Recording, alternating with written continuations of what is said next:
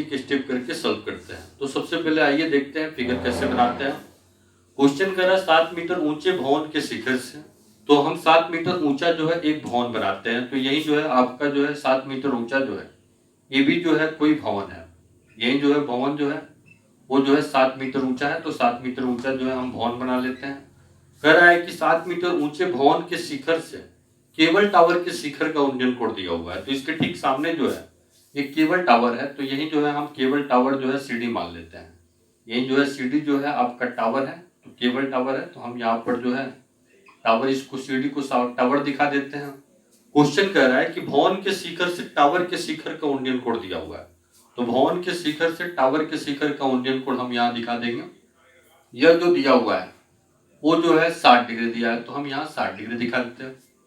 फिर कह रहा है कि भवन के शिखर से टावर के पैर का अवनमन कोण दिया हुआ है 45 डिग्री। तो भवन के शिखर से टावर के पैर का अवनमन कोण जो है हम यहाँ 45 डिग्री दिखा देते हैं। यही जो है अवनमन कोण 45 डिग्री बन जा रहा है।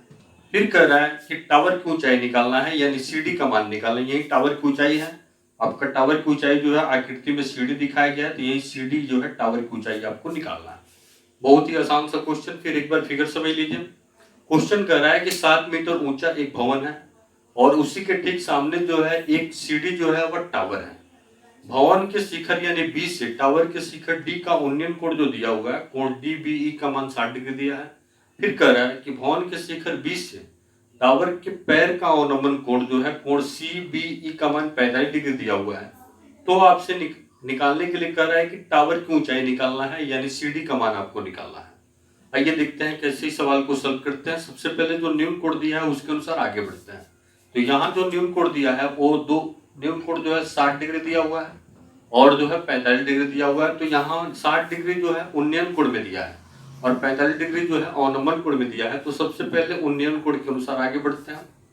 तो यहाँ उन्नयन कोण 60 डिग्री है, तो हम 60 डिग्री के अनुसार आगे बढ़ते हैं। तो 60 डिग्री के अनुसार चलिए 60 डिग्री के अनुसार जो है जिस भुजा का मान निकालना है उसमें और जिसका मान दिया है उसमें दोनों भुजाओं में संबंध देखेंगे।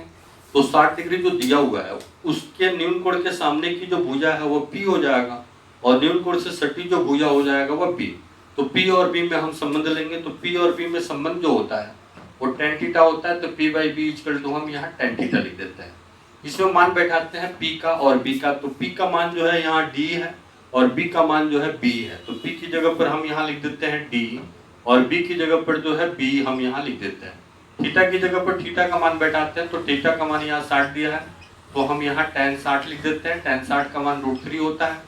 यहाँ हम इसको सरल कर देते हैं। हमको टावर की ऊंचाई जो है निकालना है। तो टावर की ऊंचाई आपका सीडी है। तो सीडी जो टावर की ऊंचाई आप देख रहे हैं उसमें दो मान है, एक सी मान है एक डी मान है। तो हम यहाँ डी का मान पहले निकाल लेते हैं। तो चलिए डी का मान निकालते हैं। तो डी अपनी जगह पर रहेगा, बाकी को हम उधर लेकर जाएंगे। तो डी अपनी जगह पर रहेगा, बी में √3 से गुणा करेंगे, √3b यहाँ हो जाएगा। इसको हम इक्वेशन फर्स्ट मान लेंगे। दूसरा जो कोण दिया हुआ है अब उसके अनुसार आगे बढ़ेंगे। तो दूसरा जो कोण दिया है वो अवनमन कोण में दिया है, इसलिए उसको हम उन्नयन कोण में बदल लेते हैं। तो हम यहाँ सूत्र लिखते हैं। आप सूत्र जानते हैं, अवनमन जो कोण होता है वह उन्नयन कोण के बराबर होता है। तो अवनमन कोण बराबर हम लिखते हैं उन्नयन कोण।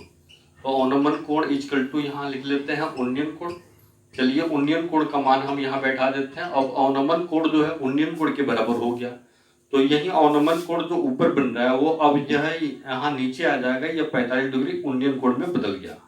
अब 45 डिग्री उन्नयन कोण में बदल करके उसके बाद से हम P और B में संबंध देखेंगे, यानी न्यून कोण जो पता है उसके अनुसार आगे बढ़ेंगे और जिस भुजा का मान दिया है उसमें और जिसका निकालना है उसमें दोनों भुजाओं में संबंध देखेंगे।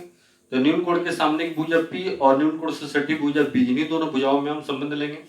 तो चलिए यहाँ जो है न्यून कोण 45 डिग्री हो गया। तो 45 डिग्री के अनुसार हम आगे बढ़ेंगे।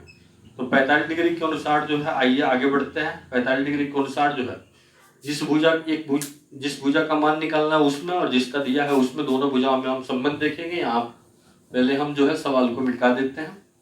बिल्कुल आसान सा क्वेश्चन था। अब एक या दो स्टेप में यह सवाल जो है क्लियर हो जाएगा। तो चलिए 45 डिग्री के अनुसार आगे बढ़ते हैं। तो 45 डिग्री के अनुसार जो है जिस भुजा का मान दिया है वो P और जिसका मान यहाँ अब जो है निकालना चाहते हैं वो B, यानी हम यहाँ P और B में ही संबंध देखेंगे। तो P और B में संबंध होता है tan थीटा।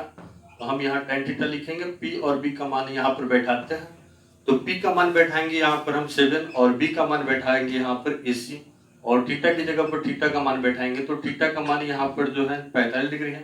तो हम 45 डिग्री के अनुसार आगे बढ़ेंगे। 45 का मान 1 होता है तो 1 लिख देंगे। यहाँ से हम जो है AC का मान निकाल लेंगे तो इसलिए AC अपनी 7 अपनी जगह पर रहेगा और AC में 1 से गुणा करेंगे तो AC हो जाएगा। अब देखिए क्या करते हैं। अब बिल्कुल आसान सा क्वेश्चन, आखिरी स्टेप में क्वेश्चन जा रहा है। आपको जो है AC का मान मिल गया है। AC का मान का मतलब जो है यही जो है आपको जो है B का मान मिला हुआ है। AC जो है आकृति में देख रहे हैं वो B के बराबर है, इक्वल टू हम B भी लिख सकते हैं। तो यहाँ B का मान जो है मिल गया आपको 7 सेंटीमीटर। तो हम जो है यह B का मान जो है 7 हो गया। अब हमको जो है B का मान नहीं निकालना है, हमको तो D का मान निकालना है। तो D का मान आपको मिल गया तो अंत में हम जो है यहाँ पर D का मान भी हम यहाँ लिख देते हैं। इसी को जो है B का मान जो 7 आया हुआ है उसी को समीकरण 1 में रख देंगे। इसी को जो है रखेंगे तो D का मान मिल गया। इसको इतना को 1 में रखने पर तो चलिए 1 नंबर समीकरण में हम यहाँ पर लिखते हैं 1 नंबर समीकरण और उसमें जो है B का मान बैठाते हैं। तो 1 नंबर समीकरण जो आप देख रहे हैं यही 1 नंबर समीकरण है। D equal to √3B। तो हम 1 नंबर समीकरण इसलिए का चिन्ह देंगे और D का मान अब आपको यहाँ मिल जाएगा। √3 अपनी जगह पर रहेगा और B का मान बैठाएंगे तो √3 इंटू जो है 7 यानी 7√3 जो है ये आपको D का मान मिल गया। आपको D का मान नहीं निकालना है, आपको तो मान निकालना है टावर की ऊंचाई यानी CD का मान। तो CD जो आप देख रहे हैं उसमें 2 मान है, एक मान आपका C है और दूसरा मान D है। तो ये C जो है वो भवन की ऊंचाई AB के बराबर है। तो C की जगह पर जो है हम यही AB का मान लिख देंगे 7 और आपको जो है D का मान जो है निकल चुका है 7√3। इन्हीं दोनों मान को जोड़ देंगे तो टावर की ऊंचाई जो है CD का मान आपका निकल जाएगा। तो हम टावर की ऊंचाई CD का मान निकालने के लिए 2 मानों को जोड़ेंगे यानी C का मान और D का मान। C का मान AB के बराबर है यानी 7 लिखेंगे और D का मान जो है 7√3 निकाल चुके हैं। उन्हीं दोनों मानों को हम जोड़ देंगे। अब फिगर हम मिटा देते हैं। हम आखिरी स्टेप बिल्कुल ही आसान। यह क्वेश्चन जो है 5 नंबर में आपकी बोर्ड के एग्जाम में पूछेगा और नौकरी के एग्जाम में भी पूछता है। देखिए कैसे इस सवाल को सॉल्व करते हैं। अंत में हम लिखेंगे अतम टावर की ऊंचाई। तो आकृति में अभी आप देख रहे थे टावर की ऊंचाई जो है CD था, तो अंत में लिखेंगे टावर की ऊंचाई CD। इस CD में हम 2 मान जोड़ेंगे। एक मान जो है C जोड़ेंगे तो C जो है AB के बराबर है और दूसरा मान जो है हम D जोड़ेंगे और D का मान जो है आपको पता है, AB का मान भी पता है। तो AB का मान हम 7 लिखेंगे और D का मान जो है देख रहे हैं 7√3 तो 7√3 लिखेंगे। दोनों में से हम 7 कॉमन ले लेंगे तो 7 कॉमन लेंगे तो यहाँ पर 1 बच जाएगा और यहाँ देखिए हम 7 कॉमन लिए हैं तो √3 बच जाएगा। इतना मीटर जो है यही जो है टावर की ऊंचाई निकल गया। बिल्कुल आसान सा क्वेश्चन था। आप इस क्वेश्चन को जो है 1-2 बार वीडियो को जरूर देखिएगा, निश्चित रूप से आपको जो है यह समझ में आ जाएगा। दोस्तों आपको हमारा काम पसंद आता है तो आप हमारे चैनल को निश्चित रूप से सब्सक्राइब कीजिए, शेयर कीजिए, कमेंट कीजिए, लाइक कीजिए। बहुत बहुत धन्यवाद दोस्तों, थैंक यू।